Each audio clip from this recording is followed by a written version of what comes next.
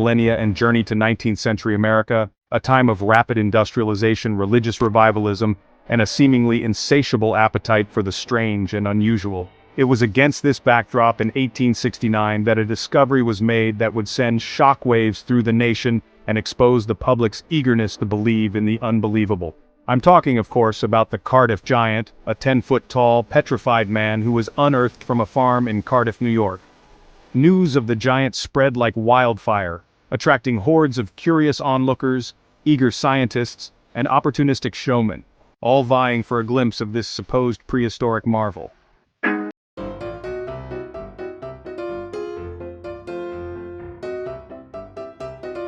So picture this, it's the early 1900s. Darwin's theory of evolution is shaking up the world, but there's this one tiny problem. The missing link. You know that fossil proving humans evolved from apes? Nobody's found it yet. Enter Charles Dawson, an amateur archaeologist with stars in his eyes and a thirst for recognition. He claims to have found skull fragments in a gravel pit in Piltdown, England, and guess what? They look shockingly human-like. The British scientific establishment, eager to place their nation at the heart of human evolution, is ecstatic. Dawson's discovery quickly becomes a sensation. Newspapers run wild with headlines like, "Piltdown Man our ancestor." This supposed missing link had a human-like skull and an ape-like jaw, fitting perfectly with the prevailing but ultimately wrong idea that the human brain evolved before the rest of the body. Talk about convenient timing. It's a win-win, right? Well, not exactly. See, science isn't about winning, it's about truth. And the truth, as we'll soon discover, was buried deeper than any fossil. Buckle up, because this is where the story takes a turn.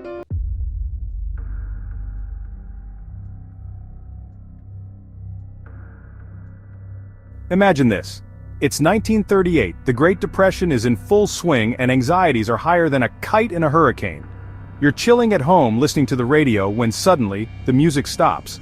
A frantic announcer interrupts, his voice trembling. "Ladies and gentlemen, we interrupt our program for a bulletin." This, my friends, was the beginning of Orson Welles' now legendary radio adaptation of H.G. Wells's The War of the Worlds. The story, for those unfamiliar, involves Martians invading Earth, and Welles decided to make it extra spicy by presenting it as a series of realistic-sounding news bulletins. What started as a spooky story time quickly morphed into something much bigger. People across America, tuning in late and missing the disclaimer, genuinely believed aliens were attacking. Calls flooded police stations, newspapers, and radio stations. Chaos, as they say, ensued.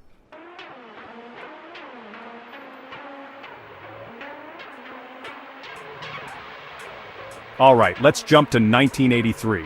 The Cold War is simmering and the world is hungry for anything related to the most notorious dictator in recent history, Adolf Hitler.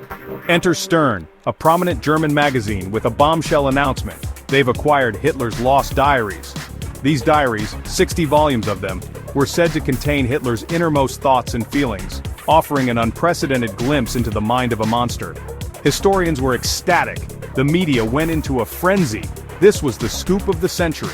Stern paid a king's ransom for these diaries, shelling out millions to a mysterious figure who claimed to have rescued the volumes from a plane crash in 1945. But there was just one tiny problem.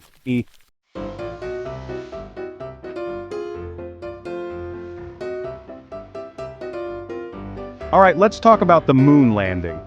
Or more accurately, the incredibly persistent belief held by some that it never happened. You know the one, shadow angles, the waving flag in a vacuum. It's a greatest hits of conspiracy theories. But here's the thing, the moon landing was real. And no, I'm not saying that just because I'm contractually obligated to by the Illuminati. Though now that I mention it, how did they know I was gonna say that? Okay, maybe that's the sleep deprivation talking. Back to the moon landing. Over 400,000 people worked on the Apollo 11 mission. That's like the entire population of like a small city. Are you seriously suggesting they all kept a secret for over 50 years? And not just any secret, but one that would have made them global heroes if revealed? The sheer logistical impossibility of faking it on such a scale is mind-boggling.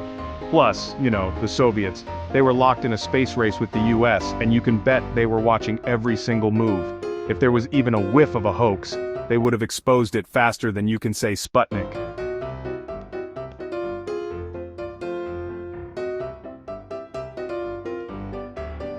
Hold on to your tinfoil hats, everyone, because things are about to get meta. We're diving headfirst into the wild, wacky, and often deeply unsettling world of modern hoaxes. And trust me, things have gotten a lot more sophisticated since the days of petrified giants and faked moon landings.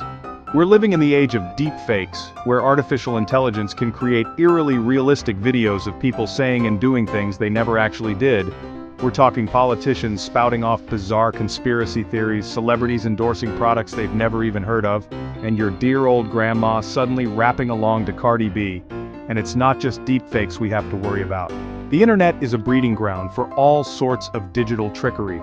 We've got bots spreading fake news faster than a wildfire, clickbait headlines designed to trigger our deepest fears, and those too good to be true scams that prey on our desperation for, well, anything good to happen ever.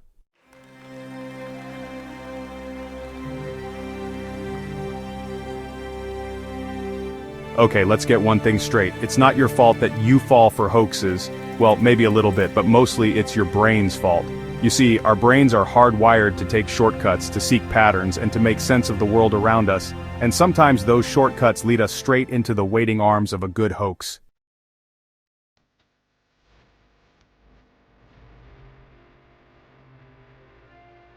Alright, my fellow truth seekers, so far we've been knee-deep in the muck of historical hoaxes, but how do we spot a modern-day fabrication? How do we separate the wheat from the chaff, the signal from the noise, the real news from the fake news?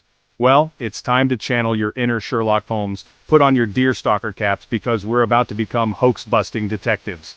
The first rule of hoax-busting is simple. Don't believe everything you see on the internet. Yeah, I know, groundbreaking, right? But seriously, folks, in the age of deepfakes, Photoshop and social media algorithms designed to keep us glued to our screens, it's more important than ever to approach information with a healthy dose of skepticism. So how do we go about cultivating this skepticism? Well, it starts with understanding that not all information is created equal. Just because something pops up on your feed or your uncle's friend's cousin shared it on Facebook doesn't make it true. We need to go deeper, to look beyond the surface, to question our own biases and assumptions. And that's what this chapter's all about, equipping you with the tools and techniques to become a discerning consumer of information. We're going to break down the steps to debunking hoaxes, so the next time you encounter a suspicious headline or a too-good-to-be-true story, you'll know exactly what to do. Get ready to level up your critical thinking skills because things are about to get epistemological up in here.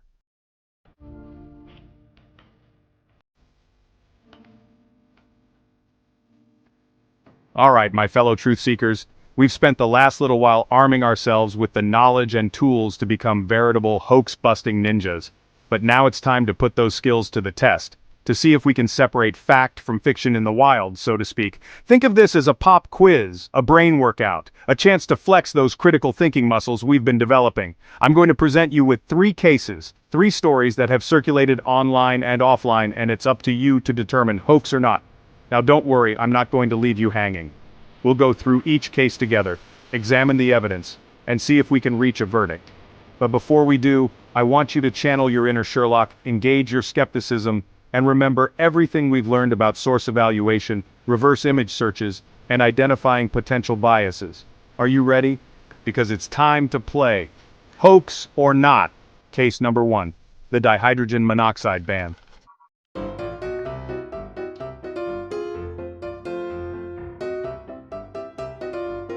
And that's a wrap on our whirlwind tour of history's greatest hoaxes.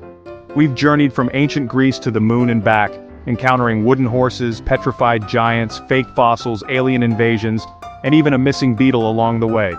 If you made it this far, you're officially a hoax-busting legend. You've leveled up your skepticism, honed your critical thinking skills, and hopefully had a few laughs along the way. Remember, the best defense against misinformation is a healthy dose of curiosity and a good old-fashioned refusal to believe everything you see on the internet. Smash that like button if you enjoyed the ride, subscribe so you don't miss out on future adventures in debunking, and hit that notification bell so you're the first to know when we drop a new video. And speaking of new videos, next week we're diving headfirst into the wacky world of celebrity conspiracies. Is Elvis really alive and working at a gas station in Tulsa? Did Beyoncé fake her pregnancy with a holographic belly? Join us next time as we attempt to separate fact from fiction in the land of the rich and famous.